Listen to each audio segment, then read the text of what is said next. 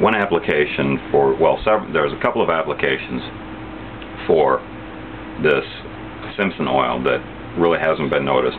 It requires large volumes for a experimental chemotherapy.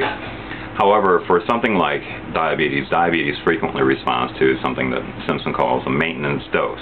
A maintenance dose is approximately the size of half of a long grain of rice, and that taken once or twice a day, depending on the requirement of the person, is a standard dose.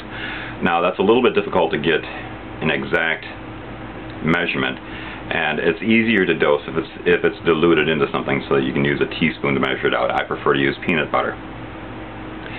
When it's mixed in with peanut butter at the rate of 1/2 of a cc per 2-ounce cup of peanut butter.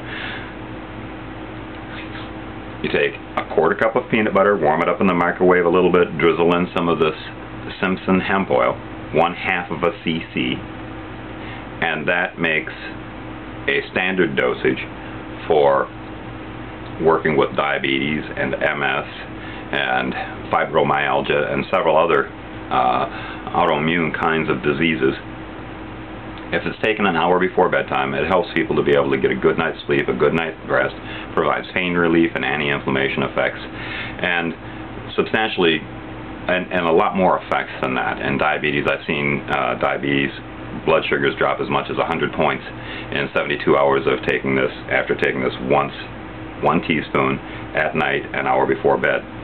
At that rate, 1/2 of a cc per 2-ounce cup, that's 12 dosages, nearly 2 weeks of medicine in 1 cup.